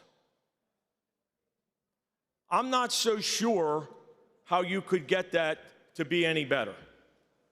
That's existing right now in law, being practiced. So I would ask, why would we do this? Many of you know the costs. Many of you know the mandate language. Many of you know why you should not vote for this. So thank you, Madam Speaker. The chair thanks the gentleman. And on that question, the chair recognizes the maker of the bill, Representative Kulik. Thank you, Madam Speaker. I rise in support of House Bill 2460.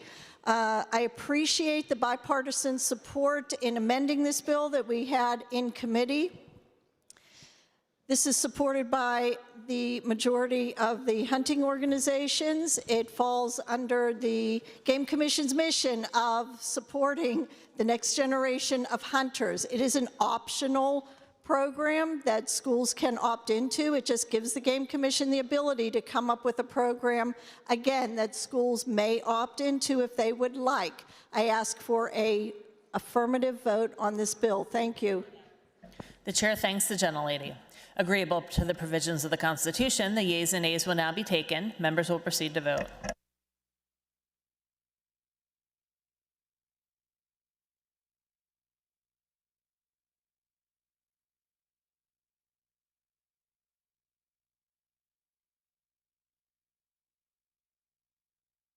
Have all the members voted? Have all the members voted?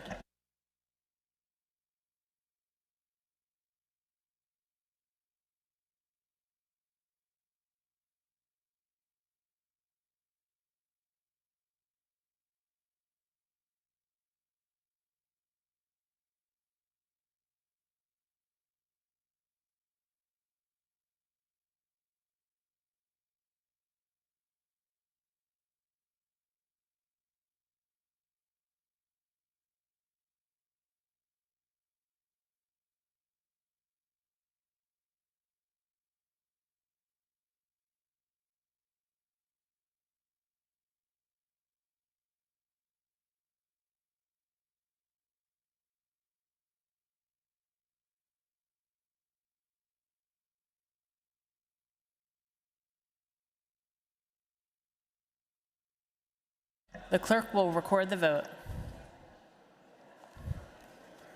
On the final passage of the bill, the yeas are 180, the nays are 22. The majority required by the Constitution having voted in the affirmative, the bill passes finally, and the clerk will present the same to the Senate for concurrence. The chair recognizes the majority leader who calls up House Bill 2499, printers number 3559 on page 3 of Supplemental Calendar B. Will the House agree to the bill? Agreed to. The clerk will read the title and a brief description of the bill. This bill provides for the State Workers Insurance Fund Investment Authority. This bill has been considered on 3 different days and agreed to. The question is, shall the bill pass finally? Agreeable to the provisions of the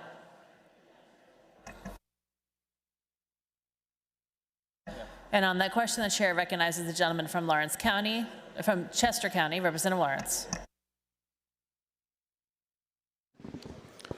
Thank you, Madam Speaker. I'll submit my remarks for the record. The chair thanks the gentleman.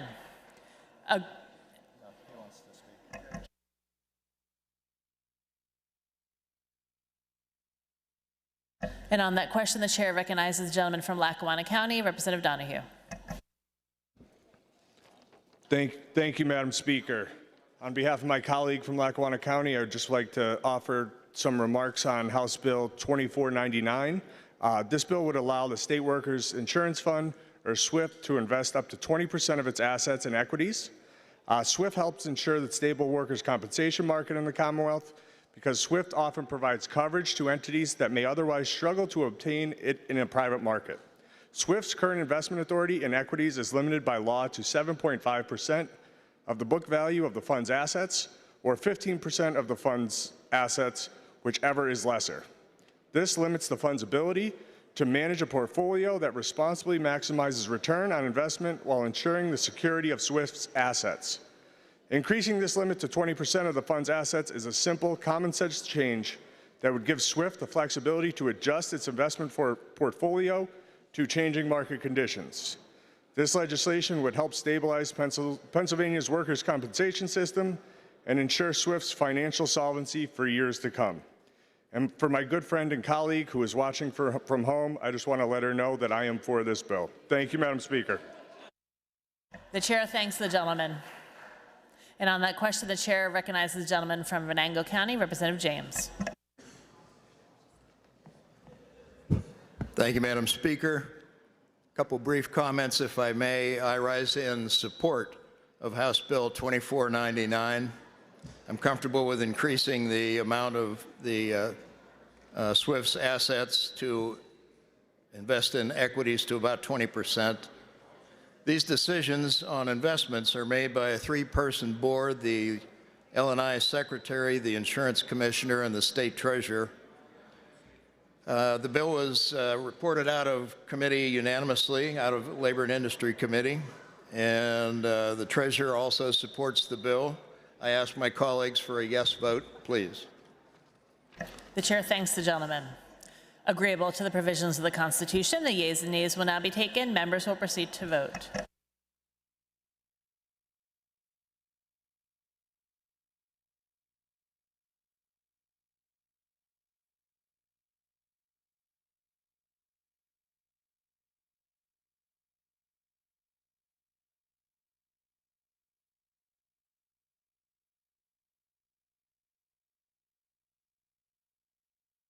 Have all the members voted? Have all the members voted?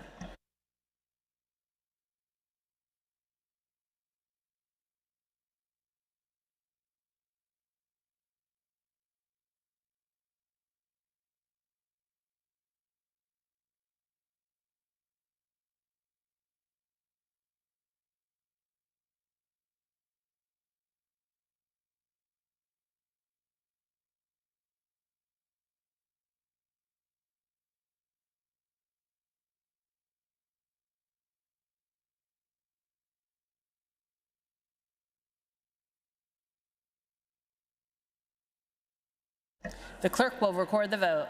On the final passage of the bill, the yeas are 173, the nays are 29. The majority required by the Constitution having voted the affirmative, the bill passes finally, and the clerk will present the same to the Senate for concurrence. The chair recognizes the majority leader who calls up House Bill 2529, printers number 3428, on page 1 of supplemental calendar B. Will the House agree to the bill? Agreed to.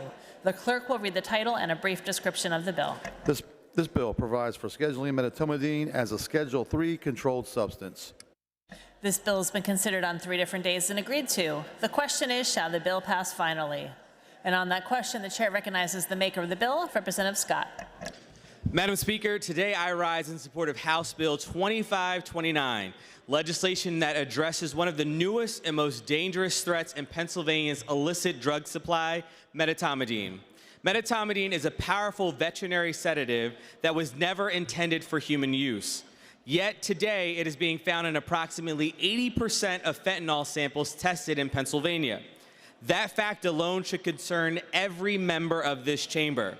I learned about this through Dr. Sun, a medical student who had recently completed a rotation at a local ER. This drug is significantly more potent than xylazine, up to 100 times stronger in some cases. It causes profound sedation, dangerously low heart rates, and severe withdrawal symptoms that can begin just 4 to 6 hours after use. For many patients, those withdrawal symptoms are so severe that they require intensive medical care. Studies indicate that between 75 and 90% of people experiencing medetomidine withdrawal require ICU-level treatment, placing an enormous burden on our hospitals and our healthcare system. Unlike opioids, the sedative effects of medetomidine cannot be reversed with naloxone. While naloxone should always be administered in a suspected overdose because opioids are often involved in medetomidine, creates an entirely new challenge for first responders and emergency physicians working to save lives. We've seen this pattern before. Just 2 years ago, this General Assembly acted to classify xylazine as a Schedule III controlled substance. Following that action, Pennsylvania saw a significant decline in xylazine appearing in fentanyl samples. House Bill 2529 builds on that success. Representative Hambidge and I are asking for your support to classify medetomidine as a Schedule III controlled substance under Pennsylvania law while preserving legitimate veterinary use through clear exemptions for licensed veterinarians. This bill also requires storage to help prevent diversion into the illicit drug supply. This legislation is not about limiting access to veterinary medicine. As someone who has a profound love of horses, I understand how important this medication can be in veterinary practices. This bill is about keeping a dangerous drug out of the illicit drug supply, supporting our first responders, protecting our healthcare system, and saving lives. We have the opportunity to act before this crisis grows worse. I respectfully ask for an affirmative vote on House Bill 2529. Thank you. The chair thanks the gentleman. And on that question, the chair recognizes the gentleman from Columbia County, Representative Ledbetter.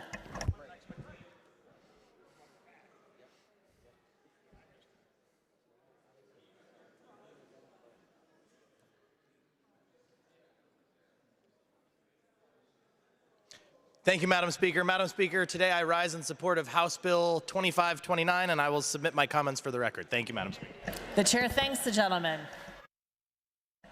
And on that question, the chair recognizes the gentlelady from Allegheny County, Representative Kincaid. Thank you, Madam Speaker. I appreciate my colleagues for bringing this bill forward, but I am going to have to respectfully be a no. The Drug Control Act is a sledgehammer and not a chisel, and we are effectively engaging in insanity where we are doing the same thing over and over again, expecting different results. The Drug Control Act, for mere possession, institutes a 5-year penalty. That's 5 years in prison for the mere possession of these substances. And the other thing is that when you have multiple substances in the same batch, you can be charged for the same amount for each substance. So if there is fentanyl or there is xylazine or there's any number of substances, you can be charged for 5 years for each substance. And we need to reform our Drug Control Act and stop engaging in the insanity of criminalizing drug use disorder. So I will respectfully be a no. Thank you. The chair thanks the gentlelady. And on that question, the chair recognizes the gentleman from Carbon County, Representative Heffley.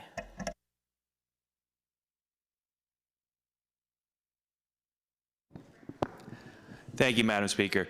Madam Speaker, I would rise to support this legislation. We are losing far too many individuals in this Commonwealth and in this nation to overdoses. And we were caught way behind the 8 ball when it came to the opioid epidemic. We need to be up front and be proactive. When substances are criminalized, it's the number one deterrent to people abusing these substances is when they're illegal. I commend the maker of this bill and would ask for an affirmative vote. The chair thanks the gentleman. Agreeable to the provisions of the Constitution, the yeas and nays will now be taken. Members will proceed to vote.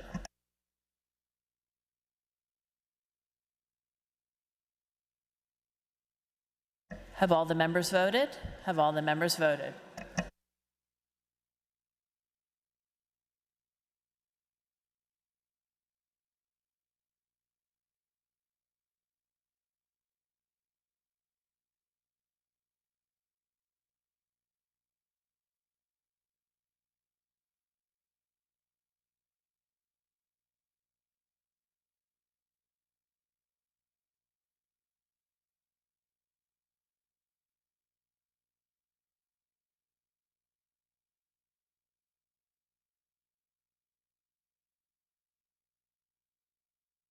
The clerk will record the vote.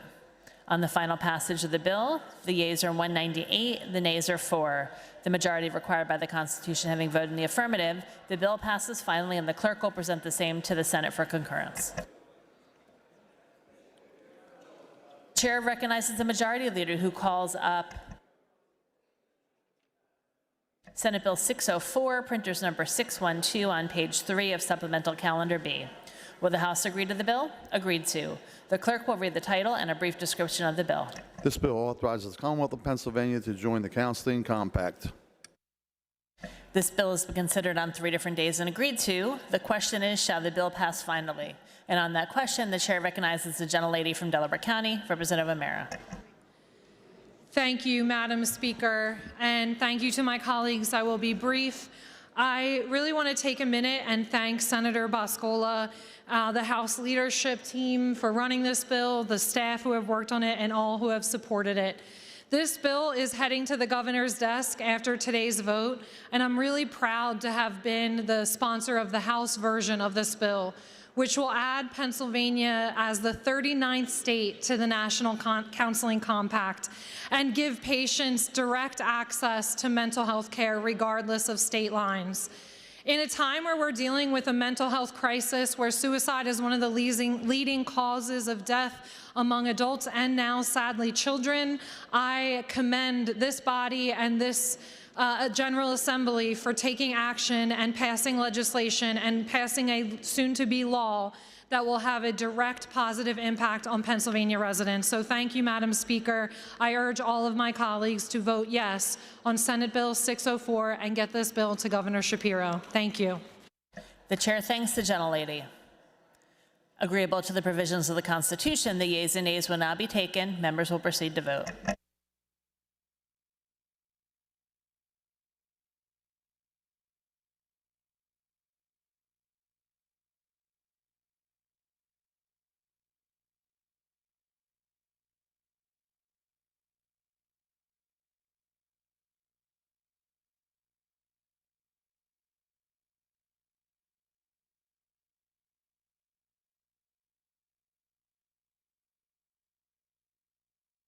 Have all the members voted? Have all the members voted?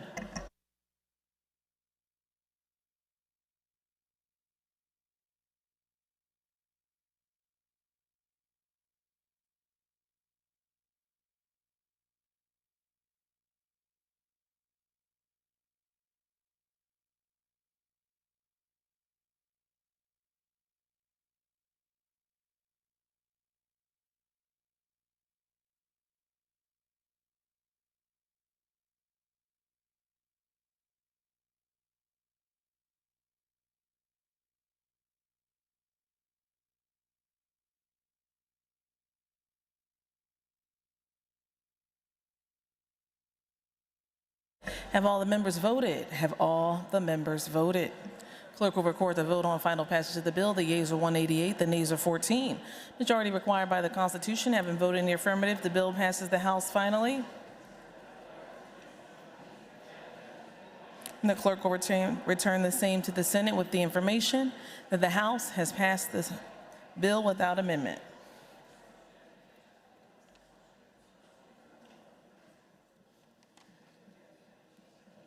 The chair recognizes the majority leader, who calls up Senate Bill 1259, printers number 1626 on page 2 of supplemental calendar B. Will the House agree the bill is agreed to? The clerk will read the title and a brief description of the bill. This bill clarifies parole record privilege and access. This bill has been considered on 3 different days and agreed to. The question is, shall the bill pass the House finally? On that question, Chair recognizes the gentleman from Montgomery County, Majority Chair of Judiciary, Representative Briggs.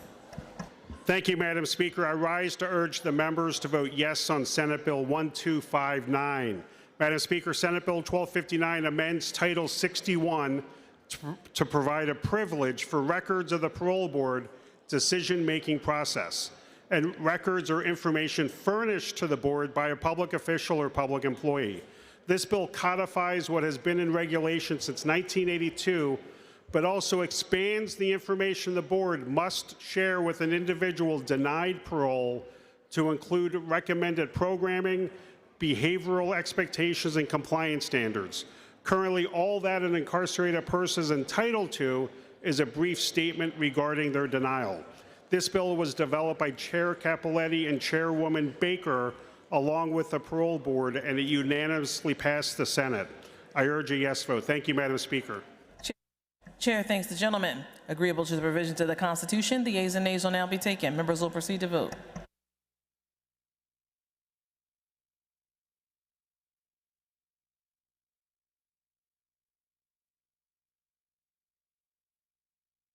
Have all the members voted? Have all the members voted?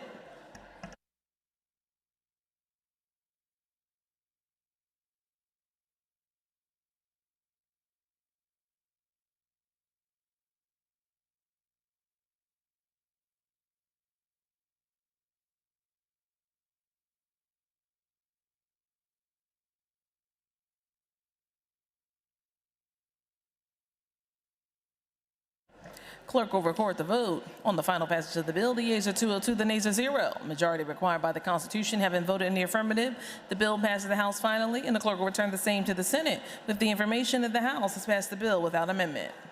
Chair recognizes the gentleman from Chester County, Representative Lawrence.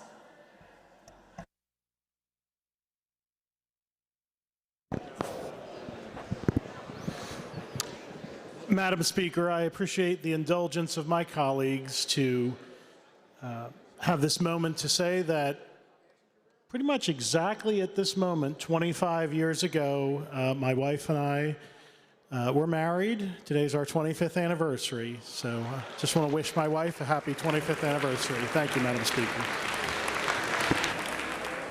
Chair congratulates the good gentleman and the good gentle lady from Chester County on 25 years. Here's to 25 more. Chair referred the following bills, which the clerk will now read. Referrals June 30th, 2026. House Bill 2682, Environmental and Natural Resource Protection. House Bill 2685 to Finance. House Resolution 583, Human Services. House Bill 2680, Liquor Control. House Bill 1133, Professional Licensure. Senate Bill 1303 to State Government. House Resolution 579, Tourism, Recreation, and Economic Development. House Bill 2681, House Bill 2683, and House Bill 2684, those three to Transportation.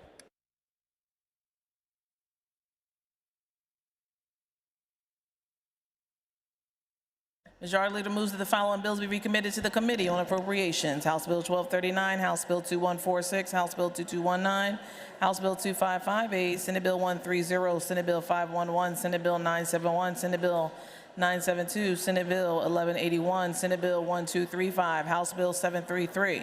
Majority Leader moves that the following bills be removed from the table calendar and be placed on the active calendar. Senate Bill 1353, the chair is in receipt of extracts from the Journal of the Senate, which the clerk will now read. Bills numbered and titled as follows, having been prepared for presentation to the governor, and the same being correct, the titles were publicly read as follows. Senate Bill 604, Senate Bill 1259, whereupon the Speaker, in the presence of the House, signed the same. Chair is about to sign the following bill, which the clerk will now read. Senate Bill 604 and Senate Bill 1259.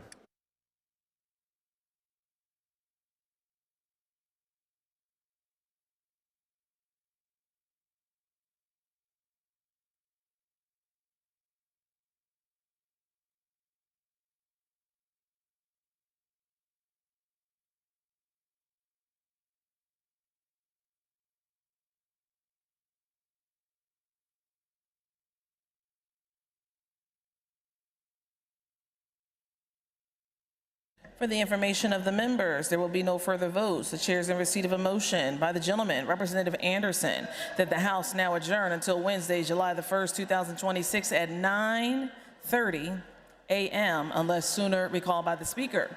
Questions on the motion? Those in favor say aye.